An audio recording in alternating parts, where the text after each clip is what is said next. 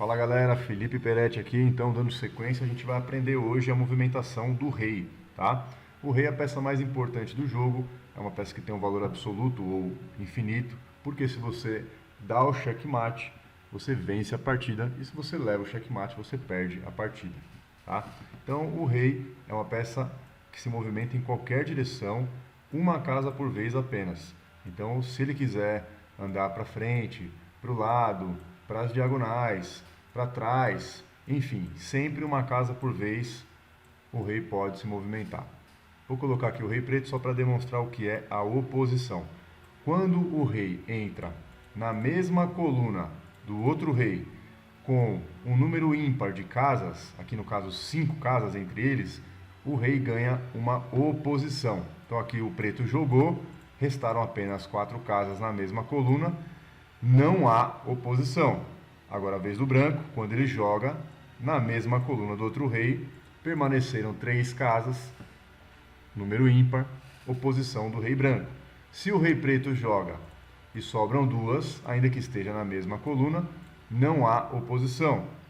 Rei branco joga na mesma coluna, uma casa, então oposição do branco.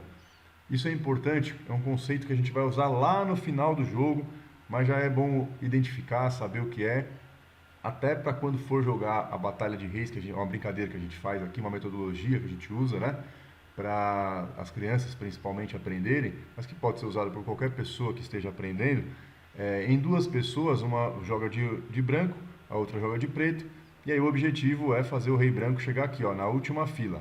E o objetivo do rei preto é impedir, como se fosse um zagueiro de futebol, não deixar o branco passar, fazer uma marcação cerrada. Então agora aqui no caso do exemplo que eu estou dando, quem jogaria é o preto. Ele não pode entrar em nenhuma dessas 3 casas porque ele se colocaria em ameaça. Se ele entra aqui, ó, o rei branco ameaça. Se ele entra aqui, o rei branco ameaça.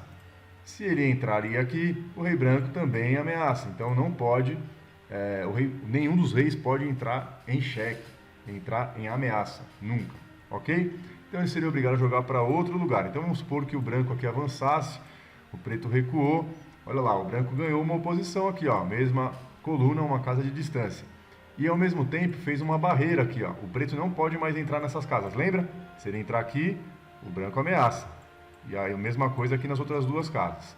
Então, ele só tem essas 2 opções para jogar. Aí tanto faz, para onde ele for, o branco passa para o outro lado e aí vai conseguir chegar na última fileira. O preto poderia entrar aqui?